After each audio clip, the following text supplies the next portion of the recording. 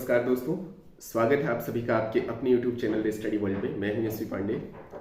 आज आपके साथ में एक ऐसे टॉपिक पर बात करने वाला हूं जो आम तौर से आपको ज्योग्राफी में पढ़ने को मिलता है या कभी कभी आप पोइट्री में भी देखते हैं, लेकिन इस टॉपिक पर यहाँ तक कि इस अपने इसको कह सकते जो शब्द है उस पर न जाने कितने मानी हैं, न जाने कितने इसके अर्थ हैं। और आम तौर से हम लोग जब एक शब्द को किसी प्रोज या पोएट्री में पढ़ते हैं तो ये देखते हैं कि एक उसके अपने लकवी मानी होते हैं, यानी कि जो उसकी अपनी फेस वैल्यू है, फेस मीनिंग होती है। लेकिन कई बार ऐसा होता है कि जो अदीब होते हैं, शायर होते हैं, कवि होते हैं, वो उसको जब पिरोते हैं तो वो एक नए अर्थ को जन्म देते हैं, एक नए तरीके की वैल्यू वहां से क्रिएट होती है। ये सारी बातें मैं इसलिए कर रहा हूं क्योंकि आज मैं जिस टॉपिक यानी कि मौजू पर बात करने वाला हूं वो है हवा। और उर्दू लिटरेचर में खास तौर पे हवा के ऊपर बहुत सारे शेर कहे गए हैं और हर एक रंग जो है वो हवा का उर्दू के लिटरेचर में मौजूद है। तो सबसे पहले अगर हम लोग बात करें कि कुछ पॉपुलर वे में जो आप हवा को समझते हैं तो उसके अपने सीधे सीधे फेस वैल्यू पे आती है बात की, यानी कि जो उसका अपना मायने है हवा का। तो जैसे कि एक परवीन शाकिर का एक शेर है कि कुछ तो हवा भी सर्द थी, कुछ था तेरा ख्याल भी, दिल को खुशी के साथ साथ होता रहा मलाल भी। तो इसमें हवा जो है वो अपने ओरिजिनल वैल्यू में है। यहाँ हवाओं की बात हो रही है, एक एपेटिस के जरिए एक रोमांटिक एटमॉस्फेयर को नेचर के साथ कनेक्ट करके एक्सप्लेन किया जा रहा है। तो इसमें कोई हवा वर्ड का अपना जो है दूसरी परतों की जो वैल्यू है वो नहीं खुल रही है।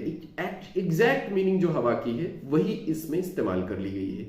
या एक और शेर है, हालांकि वहां से थोड़ा सा मीनिंग चेंज होती है।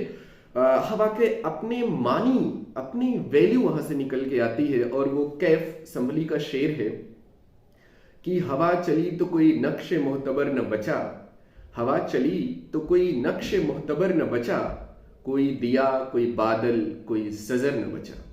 तो यहां पर हवा के मायने ये हैं कि ये हवा इंटेंसिटी वाली हवा है, ये आंधी है। और यहां पर ये जो तीन चीजें आपको दिखाई गई, दिया, बादल और शजर, ये तीन अलग अलग इमेजेस हैं, तीन अलग अलग पोजीशंस की चीजें हैं। तो ये दिखा रहा है कि ये जो हवा है वो इतनी तेज है, इतनी प्रबल है कि इसने सबको उखाड़ फेंका। एक बार मैं फिर शेर को फिर से रिपीट कर दे रहा हूं। हवा चली तो कोई नक्शे मोहतबर न बचा, कोई दिया कोई बादल कोई शजर न बचा। अगला रंग हवा का बहुत ही कमाल का है। पहले मैं शेर पढ़ दे रहा हूं फिर आपको एक्सप्लेन करता हूं। अब एक शेर है कैसरुल जाफरी साहब का। वो कहते हैं कि हवा खफा थी मगर इतनी संग दिल भी न थी, हवा खफा थी मगर इतनी संग दिल भी न थी, हम ही को शम्म जलाने का हौसला न हुआ। अब यहां पे हवा और चिराग का एक रिलेशनशिप है। आपको पता है चिराग तभी रोशन होगा जब हवा होगी, आपने फिजिक्स में पढ़ा होगा। अब बात आती है कि हवा का अपना रुख है, अपना रंग है, अपनी इंटेंसिटी है। अगर आपको सलीका नहीं है अपनी शम को जलाने का तो हवा को दोष नहीं दे सकते। यानी कहने का मतलब यह है कि हवा एक अवेलेबल सिचुएशन है, लेकिन अगर आपको बेहतर डील करना आता है तो आप उस सिचुएशन में अपना काम कर लेंगे।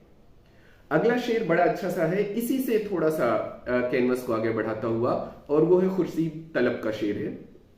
खुर्शीद तलब कहते हैं कि कोई चिराग जलाता नहीं सलीके से, कोई चिराग जलाता नहीं सलीके से, मगर सभी को शिकायत हवा से रहती है।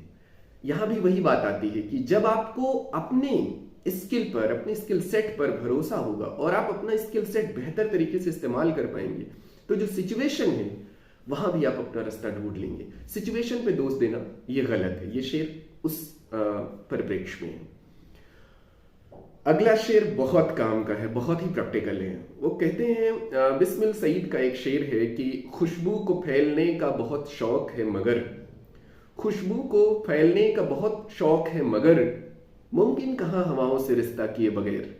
अब ये शेर बता रहा है कि अगर आपको अपनी शोहरत का परचम बुलंद करना है, आपको दुनिया में नाम कमाना है, तो आपको दुनिया के रास्ते से होकर गुजरना होगा। यानी कि आपको जो जो फजा है, जो इन्वायरमेंट है, जो माहौल है, उसके साथ कदम ताल करनी होगी। तो ये एक शेर अलग कैनवास देता है। अब यहां हवा के मायने अलग हैं। एक शेर और बड़ा अलग है, वो हवा के अपने ही दुख को बयान कर रहा है कि हवा दरख्तों से कहती है दुख के लहजे में, हवा दरख्तों से कहती है दुख के लहजे में, अभी मुझे कई सहराओं से गुजरना है। अब यहां हवा की अपनी पर्सोनिफिकेशन है। हवा यहां पर अपने सफर के बारे में कह रही है। हवा का यहां मानवीकरण कर दिया गया है। अब उस पे अपने आप को आप रख लीजिए और अब आप देखिए कि आप एक सफर में हो और उस सफर में तमाम तरीके के एनवायरमेंटल चेंज होंगे, तमाम तरीके की परिस्थितियां बदलेंगी। तो उसमें ये हवा की फिक्र जाए जो है वो यहाँ पे दिखाई दे रही है और उस शेर में ये बात निकल के आ रही है कि हवा जो है वो अपने सफर के बारे में, अपने सफर की जो कॉम्प्लेक्सिटी है उसके बारे में बयान कर रही है। और भी एक बड़ा अच्छा सा शेर मुझे याद आ रहा है, निदा फाजली साहब का शेर है कि वो बड़ी अच्छी, पूरी गजल ही बहुत अच्छी है, लेकिन एक पर्टिकुलर शेर हवा के ऊपर है कि जिन चरागों को हवाओं का कोई खौफ नहीं, उन चरागों को हवाओं से बचाया जाए। अब यहां हवा दोनों ही अलग अलग मिसरों में अलग अलग तरीके से इस्तेमाल हुई। पहले मिसरे में हवा का मतलब यह हुआ कि जो इन्वायरमेंट का, जो माहौल का खौफ है, और दूसरा जो हवा की मौजूदगी है जिससे इनलाइटमेंट होने में एक बैलेंस की जरूरत है। यानी पहला मिसरा जहां पे ये लिखा हुआ है कि जिन चरागों को हवाओं का कोई खौफ नहीं, यानी जो माहौल से बेखबर हैं या जो माहौल से लड़ने की हिम्मत कर रहे हैं, उन चरागों को हवाओं से बचाया जाए। यानी कि आपकी जिम्मेदारी है कि उस बुरे माहौल को आप अपने नए चरागों तक ना पहुंचने दें। ये कमाल है इस शेर का। इसमें मुझे बड़ा अच्छा याद आता है कि सलमान अख्तर साहब है, बड़े बेहतरीन जो है साइकोएनालिस्ट हैं, तो उन्होंने इस पर एक पैरोडी लिखी थी और उन्होंने निदा साहब को ये दिखाया भी था लिख करके कि मैंने आपके इसी शेर पे एक पैरोडी लिखी है, यानी तरीके का व्यंग होता है, सेटायर होता है। उन्होंने लिखा, पहला तो मिसरा वही था कि जिन चरागों को हवाओं का कोई खौफ नहीं, उन्होंने दूसरा मिसरा बदल दिया तो शेर ऐसे हुआ कि जिन चरागों को हवाओं का कोई खौफ नहीं, उन चरागों को पानी से बुझाया जाए। अब ये कमाल है उनका, उन्होंने पैरोडी उनको लिखी थी और उस पर उन्होंने बड़ी अच्छी टिप्पणी की थी निदा साहब ने। उन्होंने कहा था कि देखो इसमें दो बातें हो सकती हैं, या तो तुम बहुत मशहूर हो सकते हो या बहुत नाकारे हो सकते हो। फिलहाल वो फैसला तो बाद में होता है। तो ये हवाओं पे आज मैंने बात की आपसे। मुझे उम्मीद है कि एक पर्टिकुलर वर्ड या पर्टिकुलर शब्द पर आपको मैंने जिन जिन रास्तों से, जिन जिन शेरों के जरिए कुछ नया फलक दिखाने की कोशिश की है वो आप जरूर समझ पाए होंगे। मुझे अपने कमेंट से बताइएगा जरूर। मैं मिलूंगा फिर एक नए टॉपिक के साथ। आज मेरा जी चाह रहा था कि मैं आपसे गुफ्तगू करूं, तो ये आपके लिए एक छोटा सा सेशन आपके साथ मैंने शेयर किया। थैंक यू वेरी मच, बने रहिए हमारे साथ।